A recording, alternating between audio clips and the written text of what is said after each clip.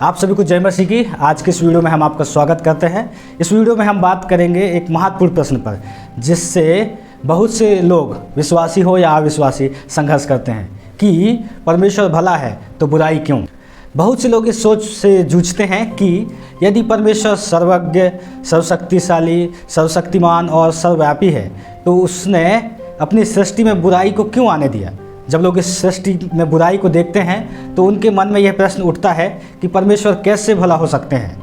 अगर परमेश्वर की इच्छा में होकर संसार में एक बुराई होती है तो फिर परमेश्वर को कैसे भला कहा जा सकता है।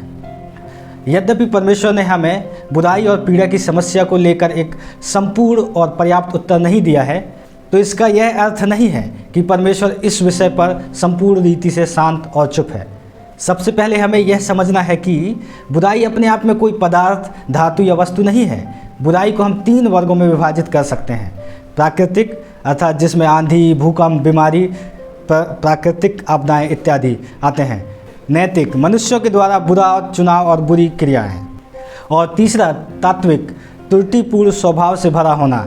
तो एक साधारण परिभाषा के अनुसार यह कहा जा सकता है कि बुराई वह कार्य है, चरित्र, गुण, स्वभाव और प्रकृति है जो न केवल भलाई के मापदंड और पैमाने के विपरीत है, बल्कि उसकी बराबरी करने में भी विफल है। भलाई की तुलना में बुराई कई मायनों में विरोधाभास या विपरीत है और कई मायनों में एक अभाव या कमी को दर्शाता है। इस कारण से बुराई की सही समझ इस बात पर निर्भर करती है कि हम सर्वप्रथम भलाई के बारे में एक सही समझ को रखें। बिना भलाई को जाने और बिना भलाई के अस्तित्व के ना तो बुराई की परिभाषा है और ना ही बुराई के कोई अस्तित्व है। परमेश्वर के बिना भलाई का कोई आधारभूत और बुनियादी मानक नहीं है, क्योंकि भलाई की आधारभूत और बुनियादी मानक स्वयं परमेश्वर है। इसलिए हमें कुछ बुनियादी बातों को ध्यान देने की आवश्यकता है। पहली बात, परमेश्वर का अस्तित्व है और बुराई का भी अस्तित्व है। वास्तव में परमेश्वर की सिद्ध भलाई ही वह मानक है जिसके आधार पर हम किसी चीज़ को बुरा कहते हैं, क्योंकि बिना कोई मानक के किसी चीज़ को कैसे और किस आधार पर बुरा कहा जा सकता है। बिना किसी पूर्ण मानक के भलाई और बुराई के विषय में हम सब के अलग अलग विचार होंगे। अगर ऐसा होगा तो फिर किसी के लिए हत्या और व्यभिचार पाप होगा और किसी के लिए इसमें कोई बुराई नहीं। किसी के लिए चोरी करना और झूठ बोलना पाप होगा और किसी के लिए ये तो एक सामान्य बात होगी। दूसरी बात, संसार में बुराई के अस्तित्व के पीछे परमेश्वर का एक उद्देश्य होता है। परमेश्वर का कोई कार्य उद्देश्य रहित नहीं होता है और ना ही वह ऐसा होने की अनुमति देता है। हर समय यह संभव नहीं होगा कि हम बुराई के कारण जान जाएं या समझ जाएं। पवित्र शास्त्र यह सिखाती है कि परमेश्वर बुरा नहीं कर सकता। याकूब अध्याय 1 उसका 13 पद, वह चाहे तो हर बुराई को रोक सकता है क्योंकि वह सर्वशक्तिमान है। उत्पत्ति 18 अध्याय उसके 14 पद, मरकुस 10 अध्याय उसके 27 पद। परमेश्वर अपनी योजना को पूरी करने के लिए बुराई का उपयोग भी कर सकता है, जैसे पहला राजा उसका 22 उसका 23 पद, भजन संहिता 105 उसके 23 से 25 पद। हमें ये नहीं भूलना है कि बुराई कभी भी परमेश्वर का अंतिम उद्देश्य या लक्ष्य नहीं है, पर वह इसे एक बड़े उद्देश्य के लिए ठहराता है और वह बड़ा भला उद्देश्य हमारी भलाई है और उससे भी बढ़कर परमेश्वर की महिमा है। रोमियो अध्याय 8 उसके 28 पद, याकूब 1 अध्याय उसके 2 से 4 पद।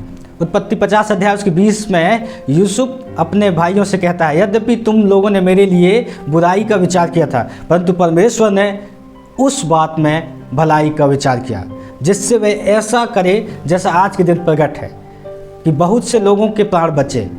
उस बुराई के पीछे परमेश्वर के उद्देश्य को न केवल हम वहाँ पढ़ते हैं, पर हमारे जीवन में उसके लागूकरण को भी देखते हैं। परमेश्वर ने उस बुराई का प्रयोग किया। परमेश्वर ने याकूब के वंशावली को अकाल के समय नाश होने ना दिया और आगे चल के उसी वंशावली में यीशु का जन्म हुआ और उसने हमें पापों से छुड़ाया। यीशु ख्रिस्ट की मृत्यु में हमें बुराई का सबसे बड़ा विशाल रूप दिखता है, एक ऐसी बुराई जिसको परमेश्वर ने खुद ठहराया, परंतु इसके लिए स्वयं परमेश्वर नैतिक रूप से जिम्मेदार नहीं था। प्रेरितों के काम 2 अध्याय उसका 23 पद। इस विशाल बुराई के माध्यम से परमेश्वर ने एक महान भलाई को नियुक्त किया और वह था हमारा उद्धार। परमेश्वर के पास यह क्षमता है कि वह नैतिक रूप से जिम्मेदार ना होते हुए भी बुराई को ठहराता है। यह उसकी महानता को साबित करता है। परमेश्वर अपने चरित्र समझौता किए बिना ही बुराई को ठहरा सकता है। तीसरी बात, बुराई के साथ सब कुछ समाप्त नहीं होता। बाइबल कभी भी बुराई के अस्तित्व को इनकार नहीं करती। यह भी स्वीकार नहीं करती कि बुराई की शक्ति परमेश्वर के तुल्य या उससे अधिक है।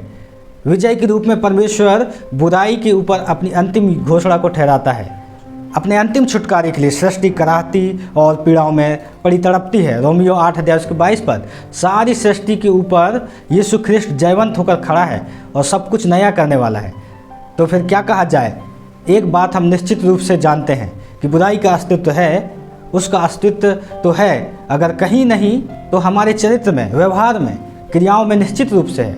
हम यह भी जानते हैं कि बुराई संसार में दुख, तकलीफ और वेदनाओं को लेकर आता है, परंतु हम इस बात से निश्चित हैं कि परमेश्वर की संप्रभुता सब पर है और वह अपनी संप्रभुता में बुराई के ऊपर अपना अंतिम निर्णय दे चुका है। वह बुराई के हाथों में उस अंतिम विजय को नहीं सौंपेगा। सदैव ही से बुराई परमेश्वर के जीत के हित में काम करती है, भले ही हम अपने सीमित विचार शक्ति में उसे समझ नहीं सकते। संसार में इन बुराई के मध्य हम परमेश्वर के उस अंतिम जय और छुटकारे में प्रवेश करने की आशा में आनंद और विश्राम को पा सकते हैं। लेकिन जब तक हम उसमें प्रवेश नहीं करते तब तक हमें इस संसार में रहना है जो पाप से ग्रसित है। भले ही वर्तमान में कैसी भी बुराई को हम देखते हैं, परंतु बाइबल हमें उस भले भविष्य के बारे में बताती है जिसको परमेश्वर ने हमारे लिए रखा है। प्रकाशित वाक्य 21 अध्याय उसके 3 और 4 पद। इस वीडियो को देखने के लिए धन्यवाद। आप सबको जय मसीह की।